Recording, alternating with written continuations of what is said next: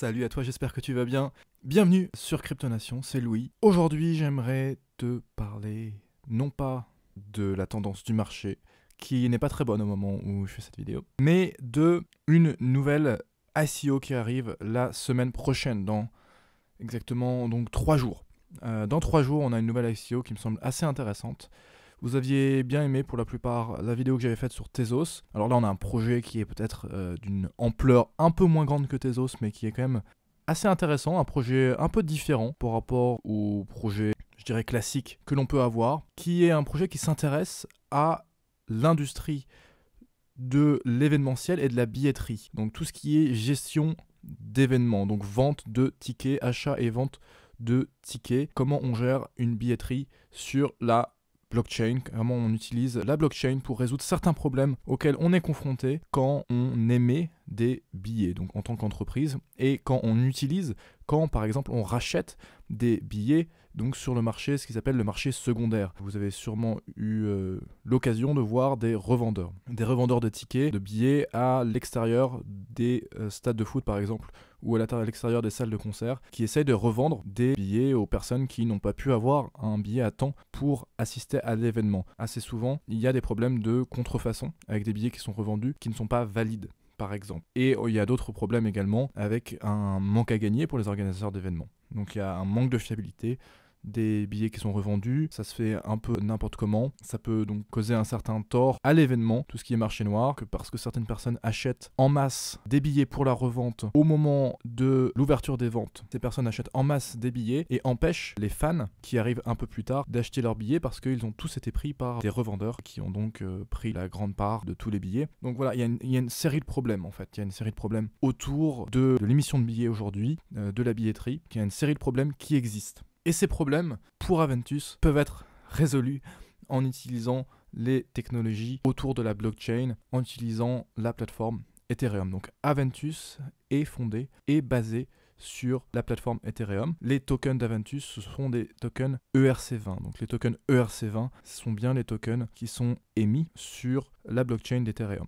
Alors je vais évoquer un peu les différentes caractéristiques. Donc j'ai déjà parlé un petit peu du problème qui existe avec les solutions actuelles de billetterie, la fraude, les reventes sauvages, le marché noir. Et donc Aventus se positionne donc comme une manière juste et donc sécurisée, transparente de gérer l'émission de billets. Un avantage un petit peu secondaire aussi qu'ils mettent en avant, et avec leur solution, cela donne aussi une manière de faire jouer le système de revente à leur avantage, donc à l'avantage des organisateurs d'événements, de retrouver un contrôle sur donc le marché secondaire. Donc ce qui s'appelle le marché secondaire, c'est donc le marché de la revente. Marché primaire, c'est quand c'est l'organisateur d'événements qui vend les billets. Marché secondaire, c'est quand des personnes ont acheté sur le marché primaire et les revendent. Et bien donc là, Aventus se propose de redonner un certain contrôle, qui n'est pas un contrôle direct, mais un certain contrôle aux organisateurs d'événements, puisqu'en fait les billets ne quittent pas la blockchain, donc ils sont traçables, et ont donc certaines contraintes associées. Par exemple, il peut y avoir un minimum ou un prix maximum. Donc ça, on le verra assez rapidement dans la partie démo. Je vais vous montrer la démo, l'alpha, donc la version alpha d'Aventus.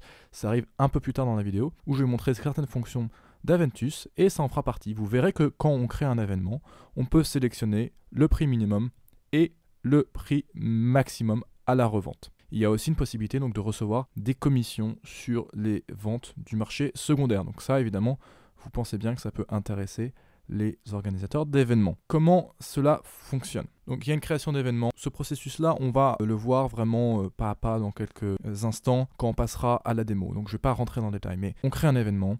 On définit vraiment donc les règles selon lesquelles les tickets vont s'échanger sur le marché. Et ensuite, donc, on peut promouvoir notre événement à travers cette blockchain Aventus. Aventus propose encore donc une manière évidemment de vérifier l'authenticité des billets de manière simple. Donc le white paper que vous pouvez télécharger ici donc vous donne toutes les informations, à la fois un peu le background, tout ce qui est le problème, la description du problème, comment il compte le résoudre avec la blockchain, et ça rentre également dans les détails plus techniques. Donc le token d'Aventus, c'est l'AVT, donc l'Advent, ça joue un rôle assez important, ce token. C'est pas la notion de monnaie, hein, bien sûr, là, on est bien dans la notion de token, on est bien dans la notion de jeton. C'est en quelque sorte, effectivement, le carburant de la plateforme Aventus, l'AVT. C'est vraiment donc, ce qui va gérer en fait les différentes transactions et les différentes opérations. Donc ils disent, donc, par exemple pour voter sur le fait qu'un événement soit légitime ou non, Donc ça va permettre à la communauté donc de dénoncer donc de manière décentralisée en fait les événements qui ne sont pas des vrais événements pour éviter que des gens achètent des billets d'événements qui n'existent pas véritablement. Pour l'achat de billets, donc l'AVT va également être utilisé pour la promotion des événements et donc pour faire le lien entre les acheteurs et les revendeurs. Donc ce qui est intéressant, c'est que donc le lien entre les acheteurs et les revendeurs donc, est censé se faire sur la plateforme directement. L'équipe qui est derrière, donc Alan Vay, c'est le directeur. Donc on a une équipe qui est essentiellement, on peut dire quasiment uniquement, mais en tout cas une équipe qui est essentiellement britannique. Donc il en va de même pour l'équipe donc de conseillers. Donc vous avez enfin ici en dernier donc la roadmap. Ça a une histoire qui a donc commencé en décembre 2016 avec le concept. Ils ont commencé à embaucher en avril 2017, le white paper en mai, et en juillet, donc ce mois-ci, il y a eu la publication de la version alpha. Donc la version alpha, on va aller voir ça tout de suite. Ça nous permet de voir un petit peu comment la plateforme pourrait fonctionner. Donc c'est une version très limitée, mais néanmoins qui présente les fonctionnalités principales de la plateforme Aventus. On a ensuite la crowd sale, donc ça c'est l'ICO, donc qui a lieu dans 3 jours. La bêta, donc une version un peu plus complète, qui commence à se rapprocher d'une version qui serait une version finale, qui arriverait donc dans le dernier trimestre de 2017 et dans le deuxième trimestre 2018. On a le lancement, donc véritable lancement de production qui est prévu, donc une version qui pourra vraiment être utilisée par les entreprises pour l'organisation de leur événement. Donc c'est quand même une roadmap assez ambitieuse et assez resserrée. Puisqu'on a certaines ICO qui ont déjà eu lieu il y a parfois voilà, plusieurs mois, plusieurs trimestres, parfois plus d'un an, où il n'y a pas encore de produit qui est sorti. Alors que là, effectivement, ils ont une roadmap en tout cas qui est transparente, avec un avancement qui est censé être assez rapide. Ok, très bien, donc maintenant on va aller voir la version alpha. Je pense que c'est mieux pour vous de voir concrètement comment ça peut fonctionner. C'est parti, on va regarder la version alpha. Ok, donc là on est sur le dashboard, donc le panneau de contrôle. Donc moi je découvre avec vous la version alpha. Donc on a Explore, bouton Explore ici. Ici j'ai ma balance d'AVT, donc AVT c'est le token qui permet de faire fonctionner Aventus. J'ai ici Match Tickets et Create Event. Ok, ensuite j'ai mes événements, donc là je vais pouvoir créer un nouvel événement, on va voir comment ça se passe ensuite. Mais donc ici j'ai les événements a priori que j'ai créés, et là j'ai les tickets. Donc si je veux participer à un événement, mes tickets apparaissent ici. Si j'ai créé moi-même un événement, si je gère un événement, les événements apparaissent ici. Alors c'est parti, on va regarder un petit peu ce qu'ils nous ont mis à disposition, hein. Évidemment c'est une version alpha, donc c'est vraiment des fonctionnalités extrêmement limitées, mais simplement pour montrer un petit peu le concept. Je vais cliquer sur Explore, ok. D'accord, ok, donc on a les différents événements qui ont été mis donc simplement sur Aventus, la version de test hein, bien sûr d'Aventus. C'est pour ça que là ce sont des événements fictifs. Donc je peux aller sur un événement, avoir plus de détails, je peux cliquer sur More Details. Donc ça en fait c'est un peu un explorer de blockchain. Comme on a un explorer de blockchain pour Bitcoin, un explorer de blockchain pour Ethereum, et bien qui nous permet de voir les différents éléments qui sont sur la blockchain. En l'occurrence pour Bitcoin, donc c'est les différentes adresses et les différentes transactions. Et bien là on peut voir les différents événements qui sont en cours donc sur la blockchain d'Aventus. Okay. Donc on a des informations, on a une description, on a donc le nombre de tickets qui sont restants, le début et la fin de l'événement, et donc qui l'organise. Admettons que je veux participer dans cet événement, qu'est-ce que je fais? Je clique sur le bouton acheter. Ici, il me demande donc voilà, de choisir ma catégorie. Il pourrait y avoir un plan ici et que l'on choisisse qu'il y ait différents types de tickets et que l'on choisisse parmi ces tickets. Donc ici, c'est pas le cas, il y a une seule catégorie, la catégorie donc Phaser. Il reste 97 tickets et donc moi, je vais en acheter un. Je pourrais en acheter plusieurs. Et je clique sur Checkout. Ici, maintenant, il me demande d'ajouter donc une identité pour le ticket. Donc là, je marque mon nom. Et je clique sur Buy Tickets. Ensuite, on va voir ce que ça donne. Donc là, je dois valider la transaction. Voilà, donc je valide la transaction. Donc ça, c'est dans MetaMask. Je fais pas un tutoriel sur MetaMask ici. Mais voilà, donc là, en fait, j'envoie des ETH. Mais c'est des ETH, ce sont des faux ETH. Ce sont des ETH sur la testnet. Donc j'envoie les ETH. C'est parti. Donc là, il me dit que la transaction est en cours. Donc ces ETH vont me permettre d'acheter le ticket. Voilà, donc il me félicite pour me dire que ça y est, le ticket, le billet a bien été acheté. Donc maintenant j'ai la possibilité donc, de retourner sur mon dashboard. Et sur mon dashboard, j'ai bien le ticket qui apparaît pour l'événement que j'ai choisi. Donc voilà, toujours avec la date, l'emplacement. Je peux cliquer sur voir le ticket.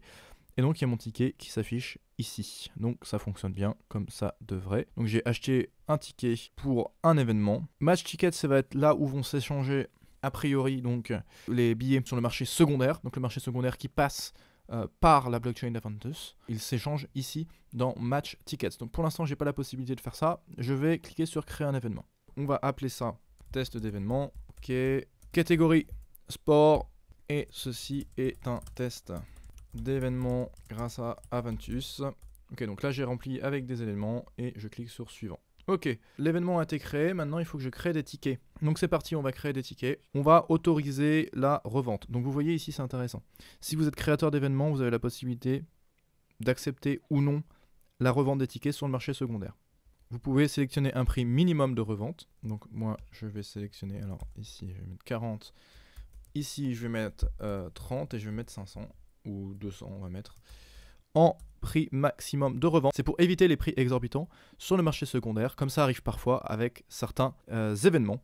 Vous savez que pour certains événements, dès que les ventes ont été ouvertes, il y a des gens qui achètent des tickets en masse pour ensuite les revendre à un prix beaucoup plus élevé sur le marché secondaire. Et donc ça, c'est pour permettre de contrôler ça. On peut sélectionner un minimum et un maximum. Et comme les tickets en fait sont dépendants de la blockchain, il n'est pas possible de les sortir du système. Et donc il n'est pas possible de détourner ces conditions, a priori en tout cas. Et là on peut sélectionner donc la commission que l'on va prendre sur chaque revente. Ok, donc là j'ajoute le ticket. Donc voilà, donc là j'ai un premier billet en fait, premier type de billet. Si je voulais avoir d'autres billets donc disponibles, je pourrais cliquer sur Create Ticket et par exemple proposer un ticket dans une catégorie différente. Si par exemple on est dans un stade, il y a plusieurs placements possibles, donc je pourrais vendre des billets avec un placement différent, à un prix différent et avec une quantité différente. Alors, on continue. Donc là, j'ai la possibilité d'inviter des gens, donc d'inviter des employés pour pouvoir gérer l'événement et les tickets. Donc là, je ne vais pas inviter de personne puisque c'est juste pour tester et je clique sur terminer. Donc il me dit que ça va prendre du temps pour créer l'événement. Donc ça prend un certain temps pour les transactions. Donc là, on se retrouve sur notre événement qui a bien été créé avec donc l'emplacement, le début, date de début, etc. Donc là, c'est notre propre ticket. Alors maintenant, on va faire un test de revente. Donc je vais acheter mes tickets. Je vais en acheter 2. Voilà, j'ai indiqué les deux noms. J'achète pour 80 $, de fausse monnaie. J'envoie. Et là, c'est en cours. Voilà, donc là, on a des tickets que l'on a achetés. Donc là, il y a mon événement. Là, il y a mes tickets que je peux toujours voir. Donc c'est ce QR code là. Donc là, je peux imprimer. Je pourrais imprimer cette feuille. Et ensuite, je pourrais scanner le ticket donc à partir de Validate sur la page de l'événement. Ok, donc ici Validate Tickets et je scanne le QR code qu'on vient de voir. Voilà. Alors maintenant, on va regarder ensemble comment on pourrait faire pour revendre. La manière dont ça fonctionne pour vendre, c'est que je vais sur la page de l'événement et au lieu de cliquer sur acheter, je vais cliquer sur vendre. Donc c'est le même processus que pour acheter, sauf qu'évidemment, le bouton vendre ne s'affiche pas si vous n'en avez pas. Donc là, je clique sur vendre. Et là, je peux sélectionner donc le ticket que je veux vendre. Et je sélectionne le prix. Donc là, on est d'accord. Là, j'ai pris mon propre événement. Alors, je vais vous montrer avec un autre événement qui n'est pas le mien. Ok, donc là, je suis sur cet événement-là. Et là, j'ai bien le bouton vendre qui est apparu. Donc là, c'est pas mon événement, d'accord? J'ai acheté des tickets de cet événement. Et maintenant, je suis en capacité de les revendre. Donc c'est bien le marché secondaire puisque c'est pas mon événement. Et donc, je peux choisir le prix. Donc le prix initial, je sais pas si on l'a. Ouais, voilà, c'était 100. Ok. Donc là, je sélectionne le ticket que je veux vendre, donc j'en ai qu'un, donc je sélectionne celui-ci. Et je donne le prix que je veux pour tous ces tickets. Donc je vais dire que je veux les vendre à 110, on va dire. Et je clique sur vendre ticket. Donc là, la transaction est en cours de validation. Donc tout ça, ça se passe sur la testnet d'Ethereum. Hein. Donc c'est pour ça que ça peut prendre du temps aussi. Donc voilà, après, il faut attendre un certain temps pour que on puisse voir si notre ticket a été vendu ou pas. Donc moi, pour l'instant, je vais m'arrêter là pour ce qui est du test de la démo. À partir de la page d'accueil, si vous cliquez sur ICO Details ici, ICO Details, vous avez accès aux détails de la levée de fonds, de la détail de la ICO. Donc ce qui est vendu évidemment donc c'est de l'AVT, donc la Vancoin, donc vraiment le carburant donc de la plateforme. Comment ça va s'organiser cette vente de tokens? Ça dure 5 jours, du 19 juillet au 24 juillet, donc 5 jours, ça devrait être plus court, donc effectivement c'est plus court que par exemple une ICO telle que Tezos. Donc le minimum c'est 6 millions de $, donc 24 000 ETH au moment où ils ont écrit l'article environ, avec un objectif de 15 millions de $. Ok. Le prix est fixe, donc c'est intéressant de noter, on a eu des modèles parfois de levée de fonds où on avait un prix qui variait, soit avec des bonus qui baissent au fil du temps pour pousser les personnes à acheter tôt, soit avec des systèmes encore plus complexes effectivement tels que EOS, où c'était assez difficile vraiment de comprendre comment ça allait fonctionner. Là, on a quelque chose d'assez simple, voilà, prix constant dans la période. Il y a une réduction de 20 donc pour la pre-sale. Certaines personnes ont pu avoir, donc a pu acheter déjà des AVT dans la pre-sale. Donc ils ont acheté en grande quantité, hein, généralement. Là on parle d'entreprises, ce qu'ils appellent les partenaires stratégiques, donc qui ont 20% de réduction. Mais au moins ils sont transparents et ils disent et ils précisent quelle a été la réduction pour ces partenaires. Donc ce qui nous intéresse maintenant, donc l'ICO, ça représente 60% donc, du nombre total d'AVT qui sera en circulation. C'est intéressant de le noter, il y a un nombre limité d'AVT. On n'ira pas plus loin donc, que 10 millions d'AVT. Donc 60% ici, c'est la crowd sale, c'est l'ICO. Ils disent que c'est liquide, donc s'il y a au moins une plateforme d'échange qu'ils proposent, on pourra les vendre directement dès la fin de l'ICO. Donc ils se réservent 19,5 de la quantité totale pour les distribuer donc à des nouveaux utilisateurs, à des applications qui se construisent au-dessus du protocole Aventus, aux organisateurs d'événements et aux promoteurs. 2,5% qu'ils vont donner donc pour des social bounties et des bug bounties. Bug bounties, c'est quand vous trouvez des bugs, donc vous pouvez avoir une récompense qui sera prise donc sur ce 2,5. Et donc ils se gardent donc pour l'équipe et les conseillers et donc les partenaires entreprises, ils se gardent donc 18% de la distribution totale, donc du stock total, on va dire, d'AVT. Ensuite, il vous explique, je vous invite à lire, c'est assez important si vous envisagez d'investir sur l'AVT, enfin acheter des AVT en tout cas durant l'ICO, c'est important que vous lisiez donc comment ça va se passer exactement, quel est le rôle véritable de AVT. Là, évidemment, donc, je ne vais pas rentrer vraiment dans le détail. AVT, c'est vraiment le carburant qui permet de faire tourner donc Aventus, l'application Aventus, qui est une application décentralisée, hein, bien sûr. Vous avez les différentes dates, la timeline indicative également, donc ça, j'en ai déjà parlé également. Voilà, donc c'est tout pour cette vidéo sur Aventus. J'espère que ça t'a intéressé. N'hésite pas à t'abonner si tu es nouveau ici. N'hésite pas à liker cette vidéo si ça t'a aidé ou si ça t'a intéressé, si ça t'a permis de mieux comprendre le projet. On se retrouve pour de prochaines vidéos sur les cryptos. À très bientôt.